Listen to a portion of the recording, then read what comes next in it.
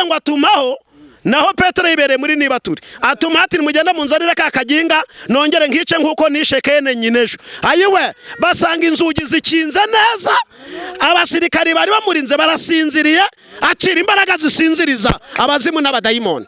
Imana irahari ngo igukize, ariko wowe ikiza vana Yesu wo kwizera gutuma wakira gukiza kw'Imana. Ngo nuko aramubwira ngo nkiza kutizera umpe kwizera unkize, ariko bihuye n'itegeko rya Yesu. Aravuga ngo dayimoni utumva utavuga. Hari abadayimoni bateye abantu batumva batanavuga. Hari imbaraga zisinziriza abazimu, hari imbaraga zisinziriza amahembe, hari imbaraga zisinziriza ibitega, hari imbaraga zisinziriza Illuminati na Foromaso na Rozikuruwa.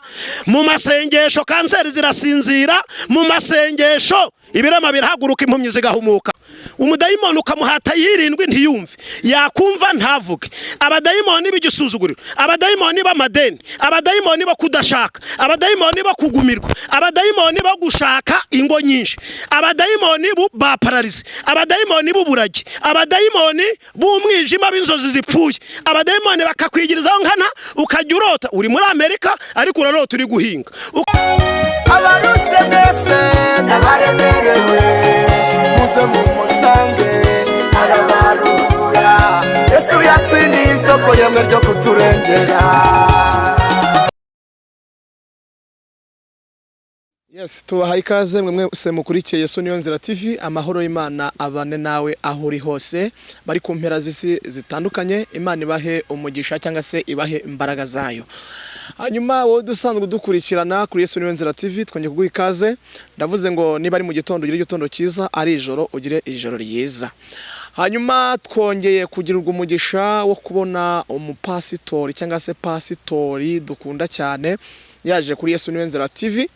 Abantu ushobora kumubona ari ubwa mbere cyangwa se umaze igihe umubona. Reka tumuhe ikaze kugira ngo atwibwire, anasenga Imana, hanyuma atubwire iki Imana imudutumyeho.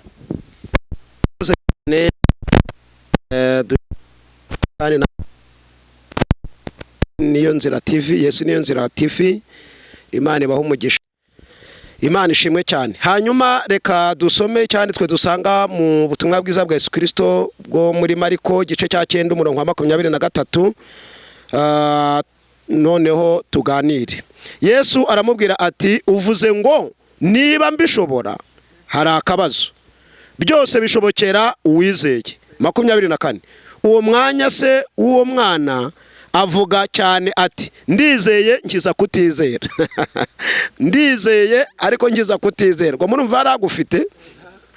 25. Yesu abonye iryo teraniro ry'abantu rimushyikiye biruka cyane, biruka, acyaha dayimoni ati yewe dayimoni utavuga kandi utumva, ndagutegetse muvemo ntukamugarukemo ukundi. Noneho dusome umurongo wa 28 no 29. Yinjiye mu nzu, abigishwa be babonye ko biherereye baramubaza bati ni iki gitumye twebwe tutashoboye kumwirukana? 29. Arabasubiza ati bene uwo ntakurwamo n'ikindi kiretse gusenga no kwiyiriza ubusa. Amen. Bakundwa mu mwami, ndagira ngo tuganire kuri iri jambo, ariko icyo nshaka kubabwira muri iri jambo, ndagira ngo mbabwire imbaraga zituruka mu gusenga. Amasengesho ni iki? Amasengesho ni umurongo wa telefoni Imana yashyiriyeho abana b'ijuru kugira ngo niba mu ntambara mu kaga no mu makuba bakaba bashaka ubutabazi, bahamagare kuri uwo murongo wo muri Yeremiya 33:3, ntabaza ndagutabara. Ubusanzwe hari ibigo byinshi bigiye bifite imirongo ushobora kubishakiraho. Polisi y'u Rwanda umurongo wayo turawuzi. Nawe mu gihugu urimo hari polisi, umurongo wayo yikeneye urawuzi. Ibitaro na za ambulance zigira imirongo babishakaho, ndetse igisirikari kikagira umurongo wagishakaho, kikagira n'ubuvugizi. Natwe rero abana b'ijuru dutewe n'ibyago n'amakuba Yesu yaduhaye umurongo tuzajya tumushakaho. Imana ishimwe cyane. Kandi no mu migani haravuga ngo nkunda abankunda kandi abanshakana umwete bazambona. Umwanditsi Pawulo waravuga ngo mushakashake kumenya ibyo umwami ashima. Ndagira ngo rero wowe unteze amatwi umenye imbaraga zituruka mu gusenga. Umuririmbyi yaravuga ngo mu gihe cyo gusenga amasengesho yacu agera kure cyane, atambuka n'inyenyeri. Ngo umutima w'umuntu ujya imbere y'Imana ugakomanga urugi ushaka kureba Imana. Amasengesho aho utagera urayahatuma. Amasengesho ubundi nge nyavuga ko ari imungu. Imungu ntabwo irya ibishyimbo ahubwo irya imitima y'ibishyimbo. Amasengesho niyo yamunze inkike z'Yeriko. Ntabwo zarituwe nuko bazengurutse karindwi, ahubwo amasengesho yinjiye muri fondasiyo arapenetera, arinjira ajyamo, akuramo fondasiyo. Hanyuma abazengurukaga Yeriko biborohera ko Yeriko ziriduka. Ntabwo nemera ko Goliyati yishwe n'ibuye, ahubwo Goliyati yishwe n'umutongero w'isengesho. Yaravuze muri Samweli ngo wanteranye inkota 10 n'agacumu, ngewe nguteye mu izina ry'Uwiteka nyine ingabo za Isirayeli wasuzuguye. Uyu munsi Uwiteka arakungabiza nkwice nguci igihanga, ndagaburira inyamaswa zo mu ishyamba intumbi z'Abafilisitiya kugira ngo isi yose. Imana ishimwe cyane.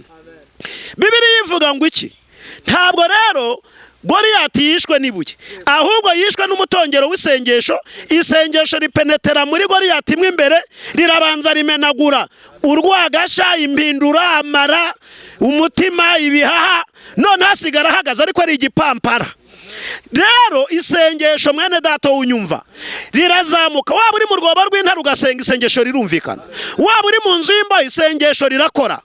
Twagenda kwa Pawulo na Sila, barabafunze babashyiraho iminyururu, babashyiraho amapingu, babashyiraho iki, ariko ngo basenze banahimbaza. Oh haleluya.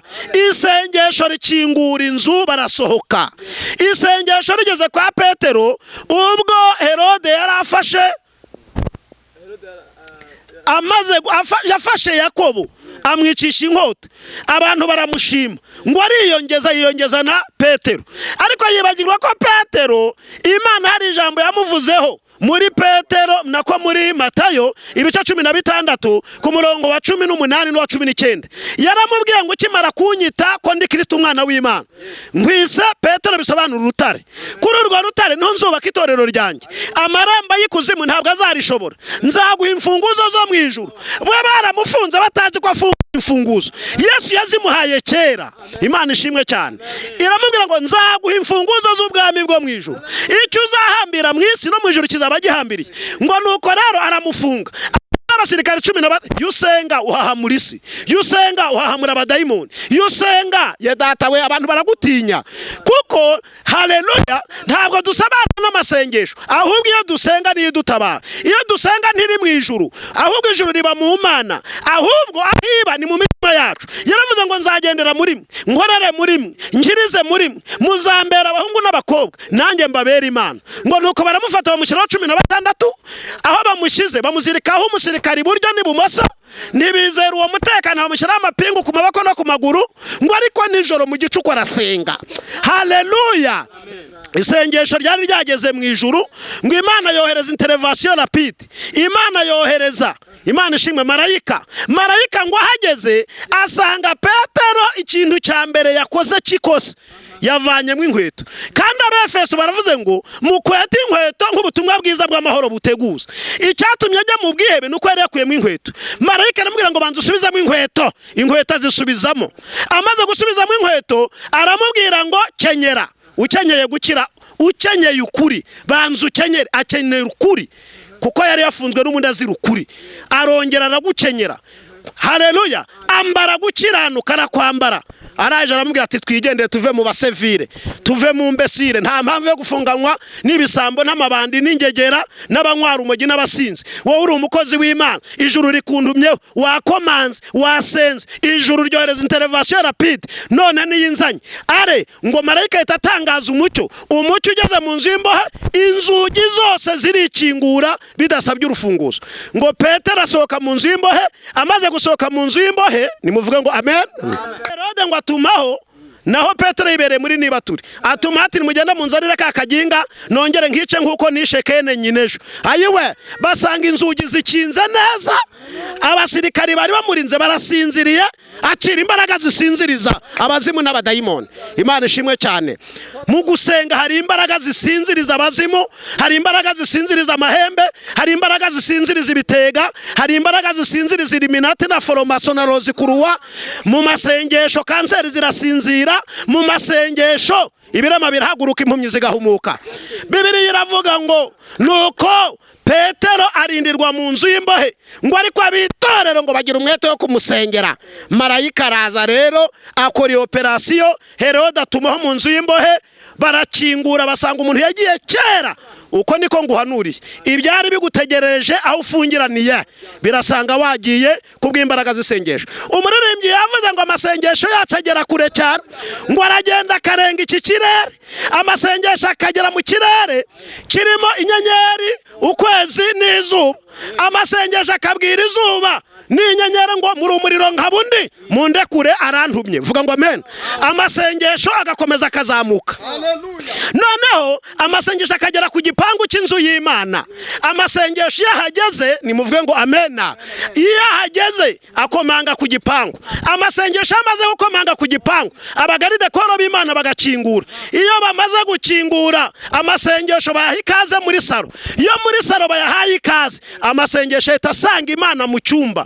Ngo kuko umutima w'umuntu ujya imbere y'Imana ugakomanga urugi ushaka kureba iki Imana. Mwene data wawe twumva, Yesu aravuga ngo bishobokera uwizeye.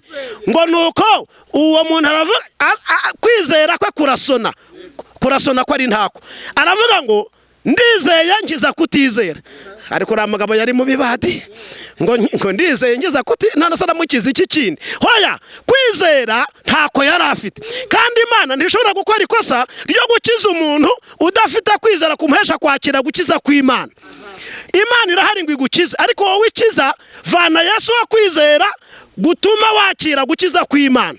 Ngo nuko aramubwira ngo nkiza kutizera umpe kwizera unkize. Muha kwizera. Vuga ngo amen. Abazwa uwo mugabo ngo uyu mwana yafashwe ryari, ngo baramubwira ngo yafashwe akivuka. Hari ibintu byagufasha ukivuka. Urureri ruhuza umwana na nyina, yanywa n'itabi mu bya mwonsa nabyo bibamo, yanywa n'urumogi nabyo abizamo, n'ubusambanyi nabwo buzamo. Yesu rero ntashobora gukiza ikintu atabanje kumenya isoko, suruse yacyo. Yumva ko ibyo bintu by'igicuri n'abadayimoni yabyanduye akivuka. Yesu ngo arangije rero arategeka. Vuga ngo amen. Uyu mugoroba Yesu azanye itegeko, aya manywa Yesu azanye itegeko. Ku buzima bwawe haje itegeko, mu mibereho yawe haje itegeko. Ayo mahembe yaguteye Imana yohereje itegeko. Ibyo bifungurimo byo kurengana Imana yohereje itegeko. Ako karengana Imana yohereje itegeko. Muri ibyo byaha by'ubutinganyi n'ubusambanyi no kwikinisha byakunaniye, nibyo koko byarakunaniye, ariko bihuye n'itegeko rya Yesu. Aravuga ngo dayimoni utumva utavuga. Hari abadayimoni bateye abantu batumva batanavuga. Umudayimoni ukamuhata yirindwi ntiyumve, yakumva ntavuge. Abadayimoni b'igisuzuguriro, abadayimoni b'amadeni, abadayimoni bo kudashaka, abadayimoni bo kugumirwa, abadayimoni bo gushaka ingo nyinshi, abadayimoni ba paralize, abadayimoni b'uburagi, abadayimoni b'umwijima b'inzozi zipfuye. Abadayimoni bakakwigirizaho nkana, ukajya urota uri muri Amerika ariko urarota uri guhinga, ukarota uri muri Amerika ariko urarota imbwa zikurya, urarota ugwa mu myobo. Abo ni abadayimoni batumva batavuga. Wagerageje no gusenga, yewe wasengeye na kanyara na kizabonwa, wagenda pole ya mante, ariko abadayimoni baranze, ariko bahuye n'itegeko ry'Umwami. Aravuze ngo dayimoni utumva utavuga muvemo. Uyu mwanya ndategetse, uwo mudayimoni w'igisuzuguriro, uwo mudayimoni w'uburetwa muvemo. Wowe utumva utavuga. Itegeko rimanutse muri ibyo byaha, hari itegeko rimanutse muri ubwo buretwa, hari itegeko rikumanutse muri ako karengane, hari itegeko rimanutse ryo kukurenganura. Ndakubwira wowe urengana, ushobora kuba uri mu nzu y'imbahe, Imana igiye kukurenganura nkuko yarenganuye Petero na Pawulo, nkuko yarenganuye Pawulo na Sila na Silasi. Haleluya. Hari imbaraga, hari itegeko. Ibintu byose byumvira itegeko. Ingingo iyi ni haleluya.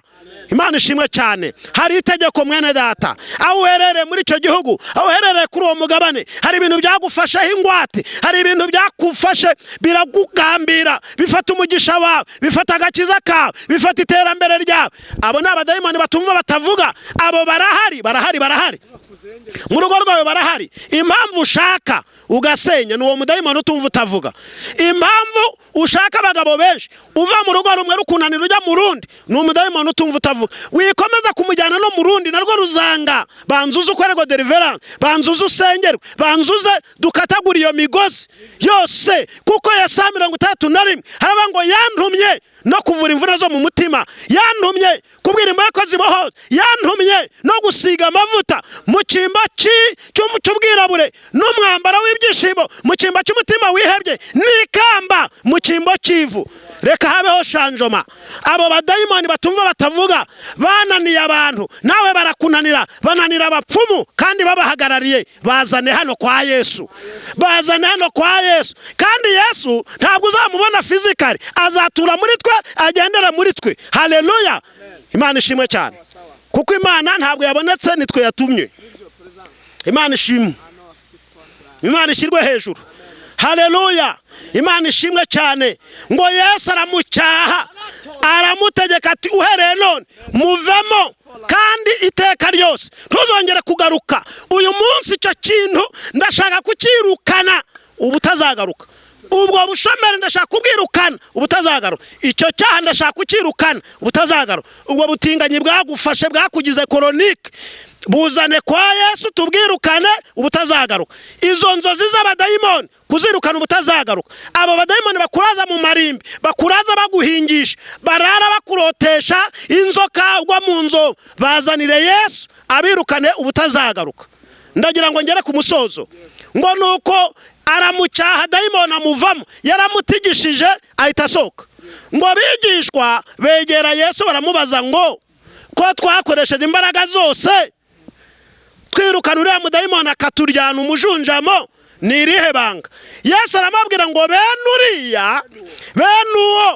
uwo wagufashe, uwo wakurwanyije, uwo wakwicayemo, uwo ukongorera, bene uwo mudayimoni w'ikijunja uha amasengesho ntiyumve, uwo mudayimoni uwo wasenya urugo, uwo ukubuza gucuruza, uwo depoza ntubone akazi, uwo wafashe viza yawe, uwo wafashe haleluya buruse yawe, ubukwe bwawe, uwo wafashe urubyaro n'urushako, uwo uramuzi, akurimo uramuzi, ahora gutura hasi, ahora kuzengereza, ahora kwibasira. Bene uwo nta kindi kimuvana mu muntu, ni ukwiyiriza ubusa no gusenga. Turi hano rero ngo tugusengere, turi hano ngo tukuririre, turi hano ngo tugutegekere. Uwo mudayimoni utumva utavuga nimuvuge ngo amen. Umuntu rero mu muntu habamo babiri, ndashoje. Habamo uwaremwe hakaba n'uwabumbwe. Ni ukuvuga ngo uwabumbwe atunzwe n'ibiryo bisanzwe, agatungwa n'izo ambiyanse mwirirwamo, agatungwa no kunywa no koga no gukora siporo no kurya inkoko, amafi, imbuto n'ibindi. Ariko hari undi nanone uw'imbere we atungwa n'agakiza, gukiranuka, icya kabiri gusoma ijambo ry'Imana, icya gatatu kwiyiriza ubusa ndetse no gusenga. Uwo muntu rero nibwo wumva ngo ari maso. Umuntu w'imbere w'umuntu akaba ari maso. Abadayimoni bagutera wamwe w'imbere akarwana, Imana ishimwe cyane, kandi agatsinda, Imana ishimwe cyane. Uwo rero haleluya nta kindi kimuryaza. Uwo w'imbere nta kindi kimuryaza, ni ijambo ry'Imana, ni ukwera, ni ukwiyiriza ubusa no gusenga. Katubasengera Imana. Uduteze amatwi, udukurikiye, ubwo nibwo buhanuzi nkuzaniye kuri uyu mugoroba, nibwo buhanuzi nkuzaniye muri iki gitondo. Bene uwo nta kindi kimukura mu muntu kereka kwiyiriza ubusa ndetse no gusenga. Kandi usengere Uwiteka Mana ya Aburahamu na Isaka na Yakobo. Umuntu wese wumvishira ijambo, ndategetse ngo uwo mudayimoni utumva utavuga wamufashe, wafashe akazi ke, wafashe urushako rwe, wafashe agakiza, wafashe inzu, wafashe urushako, wamuteye mu mutwe, mu nda, amaguru, uwo mudayimoni wa parariza, uwo mudayimoni wa kanseri, uwo mudayimoni wa sida, uwo mudayimoni wa prostate, uwo mudayimoni wo kwibagirwa, uwo mudayimoni w'ubuhumyi, uwo mudayimoni w'amenyo, uwo mudayimoni wamugagaje, uwo mudayimoni wamuteje pararize, wa mudayimoni we ndagutegetse mu izina rya Yesu Kristo w'i Nazareti, muvemo kandi ntuzagaruke iteka ryose. Urakoze Yesu, kuko uri inyuma y'ijambo ryawe kugira ngo risohoze icyo waritumye. Amashimwe n'icyubahiro nibikugarukire mu izina rya Yesu, amen. Ufite icyifuzo cyangwa igitekerezo wahamagara kuri 07 82 30 15 81, 07 82 30 15 81. Kandi ndakwibutsa gukora subscribe, gukora share, comment kugira ngo tubone ko turi kumwe, usangiza abandi ubutumwa bwiza. Imana iguha umugisha. Hanyuma umukozi w'Imana arakoze, Imana imuha umugisha. Aho narindira ndimo mfashwa rwose, nandi gufashwa, ndimo mfashwa nozora Umwuka Wera. Hanyuma Imana imuha umugisha, katwinjije amavuta y'Imana nubwo butumwa yarakuzaniye. Hanyuma rero Imana iguha umugisha wari dukurikiye.